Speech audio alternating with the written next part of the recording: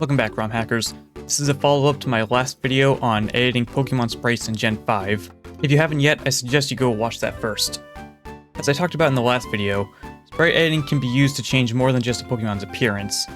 We can actually use the same process to add new Pokemon into the game. So today I'm going to walk you through that by adding a Pokemon from Gen 6 into Black and White 2. By the end of this video, you should understand the process of importing new Pokemon into the game from start to finish. So let's get right into it. Last time I brought up a project which aims to create Gen 5 style sprites for all of the later generation Pokemon, and that's where we're going to be getting our sprites from today. These sprites are free to use as long as you credit the authors or the project itself, so feel free to use them in your own hacks. Specifically, I'm going to be interested in the Pokemon Go-Goat here. Now there's two things we need to decide on before we begin.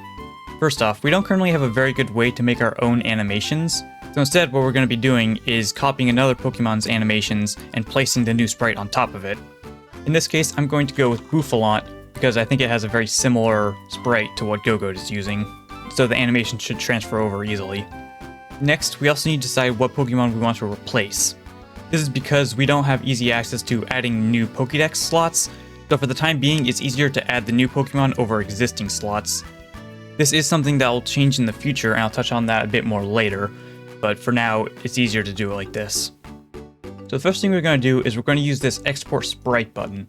This is going to give us all of the animation files associated with Bouffalant so that we can copy it over to our new Pokemon slot. Let's go ahead and create a file here for Go-Goat and save this here. Now let's go find the Pokemon we want to replace. This one can be almost anything, although there are a few cases like Marowak who has the thick club associated with it, where you probably want to leave them alone. And what we're going to do is import the sprite that we just exported and open up the sprite editor. Now, similar to last time, we're going to go ahead and export all of the files associated with this Pokemon. So the front sprite, front rig, the back sprite, and the back rig, as well as the rig cells here. We'll take care of the front sprite first since that's the easiest. Go ahead and open that up in an image editor. And we're going to create a new layer and paste our Go-Goat on top of it. And then we can go ahead and move him around a bit to try and get him in the right position. Like this. Next, let's copy the background color, paste it onto here, and then merge down so we're back on the same layer. And then we can hit save. Now if we open up the sprite in A-Sprite, we can go over to Options and Save Palette. Call it palette.png. And that'll allow us to import it into the game. Back in the sprite editor, we first want to import palette, and then import image. And that'll give us our Go-Goat. So if we test it out in game, you'll see that the static sprite appears here, as well as in the Pokedex. When we open it up in the summary screen, it's still Bouffalant, but with a funny palette. Now let's focus on the front rig so we can get the moving sprite working. First things first, we're going to want to break this up into layers so we can move things around more easily. To do that, let's create a new layer. I'm actually going to drag this to the bottom. And on this layer, let's delete all of the background. Instead, paste it here. And I'm actually going to fill the whole thing in. That way, when I want to move things around, it's not going to leave a transparent background behind it. Finally, we're going to create one more layer, which is where our Go-Goat is going to go. Real quick, I want to open up the sprite in G2D Mapper as well. Here we can see that we have a lot of rig cells very close together, so it'll help if I move them around to give myself a bit more space.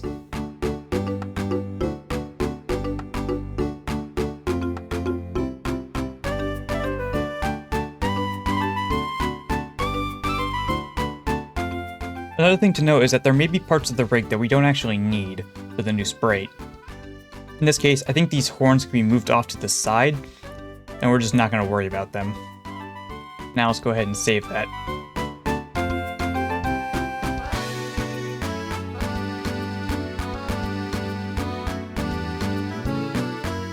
And from here, what I want to do is start grabbing parts from the static sprite and pasting them on top of the Bouffalant sprite.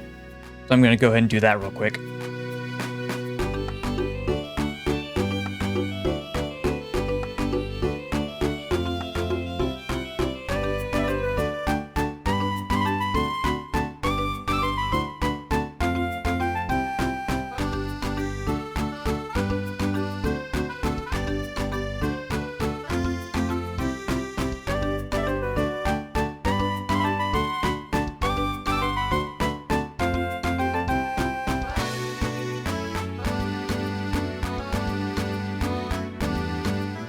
Now the exact placements for all the parts does matter, however since we don't have a point of reference yet, I'm just using rough estimates and then we'll go fix them later. Another thing to note is we do need to fill in some of the areas that aren't normally visible on the static sprite. For example, Gogo's leg here is kind of obscured by the front leg, so we're going to have to fill in the gaps to make that work.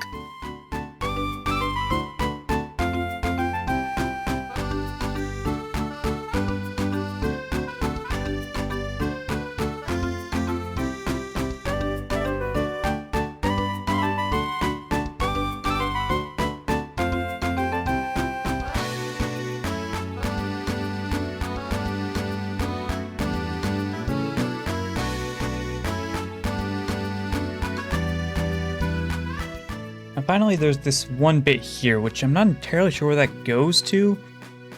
So we may or may not need it, but we'll figure that out later.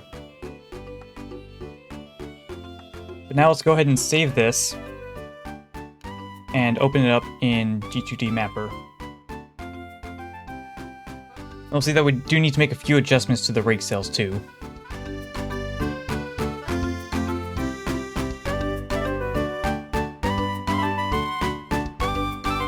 Now let's re-import the front rig cells, import the palette again, and then import the front rig. And we'll go test it out. So what we'll see is that a lot of the body parts aren't actually in the right place. So this is where we have to get into moving things around to get them in the right place. Luckily, in every animation, there's a certain frame where the sprite will look exactly the same as the static sprite. So if we can pause the game at the right time, we can use that to measure how many pixels we need to move things by. Of course, in this case, the changes are a bit too big to measure, so we'll just go ahead and move things around a lot and see what happens. And to do this, we're just going to change the sprite position in G2D Mapper. So I'll go ahead and do that and get back to you when I've got something that looks good. Now it does help to take things one part at a time. So in this case, I've decided to focus on this front leg here since it doesn't move much. I can leave that in place and move everything else around based on it. And remember that it just takes a lot of trial and error and time in order to make it look good. Alright, so I finally got everything in the right place. I've gone ahead and cut out all the boring bits for you, but for me, this process took about an hour. So the last thing we need to work on is that back leg, which is currently breaking away from the body. If we take a look in G2D Mapper, you can actually see why that is.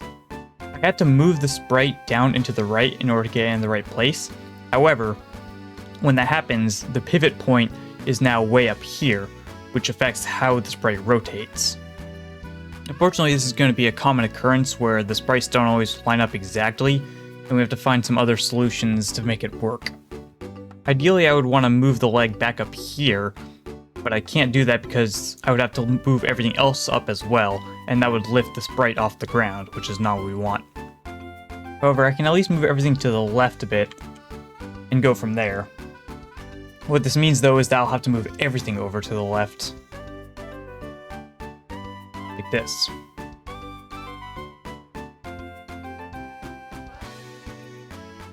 And now you'll see that the whole sprite has actually shifted to the left, and it's rotating a bit better. But I'm going to go ahead and make a few more changes to fix certain parts of the animation.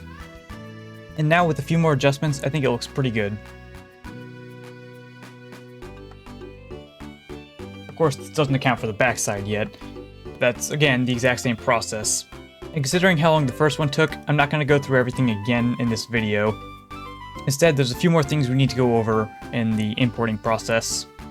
Also, if you were curious, this is what the final version of the rig looks like. But let's take a look at the icon now. We can see that the palette we want to use is 1, so we're going to save that icon.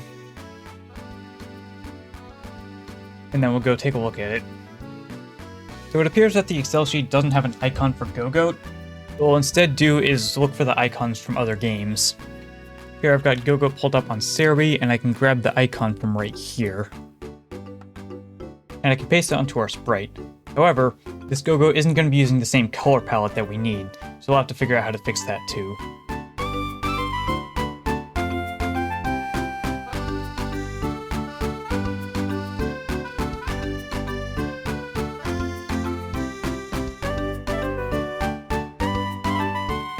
Okay, and now because we want to make this animated, let's also copy it and move it down here.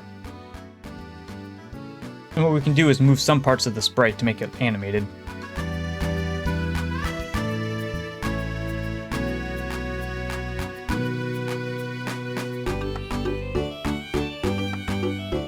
And now let's fill in the background color and save it. And then we can go ahead and import it. Now we can see our Go-Goat moving right here. So aside from the back sprite and back rig, let's go ahead and close out of this and look at some of the other parts of adding new Pokemon. Everything you see here has to do with the Pokemon's base stats and move pools and all that, and you'll have to edit all of these to fit the new Pokemon, but it should all be pretty self-explanatory, so I'm not going to go into it here. Instead, what I want to go over now is changing the Pokemon's cry, or the sound effect that plays when they switch in. To do that, we're going to need a tool called Tink, which I'll provide in the description. So I've got my Go-Goat sound effect right here, which sounds like this. Now this does have to be a .wav file, and it also needs to be under a certain size, so you may have to compress it a bit in order to make it work. What we can do from here is open up the Swan sound data in Tink. And we want to look under the SWAR tab. And what you'll see here is a list of all different Pokemon cries. So, for example, I can unpack this one, and I'll play one of the Pokemon's cries. We want to find the one for Simisage, since that's the Pokemon that we replaced in order to add Go-Goat. And that's going to be this one right here. Now, what we can do is we can import.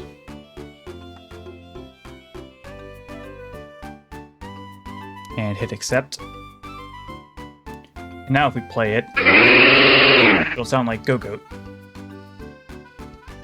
So let's go ahead and pack this, and then save SDAT, and then finally save ROM. And now when I select Go-Goat, you can hear it. And if it sounds a little off, then you might have to go into some sort of audio editor and try to make it sound better. But I think this sounds alright. So that's everything you need in order to add new Pokemon to the game. Now once again, the whole process does take a long time, but in the end you can get fairly good looking results. Now there's one more thing I want to bring up before we finish. Recently, a handful of skilled ROM hackers have put together a project that aims to add all of the new Pokemon and features from newer generations into Black and White 2. Currently, the focus is on adding Pokemon from Gen 6 into the game, which is where this sort of sprite editing process comes in. If this sounds interesting, be sure to check it out. Currently, the Gen 6 Pokemon don't have any animations, so it would be very much appreciated if some people stopped by to help out in making animations for the new Pokemon. I'll leave a link to the GitHub page in the description, which also includes a link to their Discord server. From there, we'll be working together to push the boundaries of what's possible with Gen 5 ROM hacking. And with all that out of the way, I hope this video was helpful, and I'll see you next time.